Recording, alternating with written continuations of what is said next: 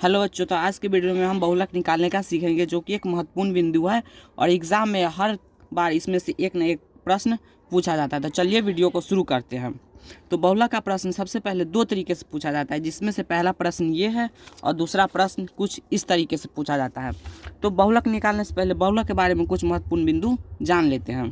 तो बहुलक बराबर होता है L plus F1 minus FO by 2FI minus FO minus F2 into H, जिसमें से आपको जाना पड़ेगा L क्या है, F1 क्या है, FO क्या है, 2FI क्या है, FO क्या है, माइनस F2 क्या है और H क्या है। तो चलिए इन सभी के बारे में जानते हैं।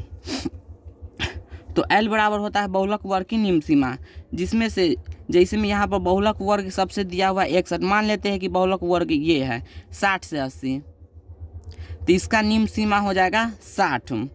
बहुलक वर्ग की लंबाई, तो ये बहुलक वर्ग है और इसका लंबाई, इसमें h का मतलब इसका लंबाई होता है।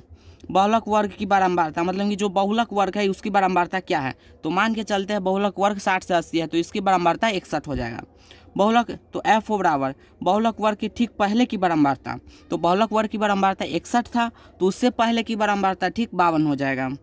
तो F2 बराबर बहुलक वर्ग के ठीक बाद की बारंबारता, तो बहुलक वर्ग मेरा 61 था, तो इसके बाद की बारंबारता 38 हो जाएगा। तो चलिए इस प्रश्न को अब बनाते हैं। तो हमने उस प्रश्न को सेम टू सेम इस पर नोट कर लिया है, तो इसमें अब प्रश्न को बनाते हैं। तो इसमें आपको सबसे देखना है बारंबारता में सबसे उछली सीमा किसकी है। जो सबसे उछली सीमा होगा वो उसके बहुलक वर्ग हुआ। तो जैसा कि आप देख सकते हैं, इसका जो 61 है बारंबारता सबसे हाई लेवल का है, सबसे ऊंचा है, तो इसका बहुलक वर्ग 60 से 80 होगा। तो चलिए इसको लिख लेते हैं। तो हमने यहाँ पे सभी का मान डाल दिया है, जिसमें से बहुलक वर्ग मेरा 60 से 80 होगा, क्योंकि सबसे हाई लेवल का बारंबारता 61 है, जिसमें से L बराबर होता है बहुलक वर्ग की निम्न सीमा, तो यहाँ पर 60 है इसका निम्न सीमा। H बराबर होता है बहुलक वर्ग की लंबाई, मतलब कि 60 और 80 के बीच का अंतर कितना है। और F1 बराबर होता है बहुलक वर्ग की बारंबारता, तो बहुलक वर्ग 60 से 80 है, तो इसकी बारंबारता 61 है। FO बराबर होता है बहुलक वर्ग के ठीक पहले की बारंबारता, तो बहुलक वर्ग हमारा 60 से 80 है, इसकी बारंबारता 61 है और इसके ठीक पहले की बारंबारता 52 है।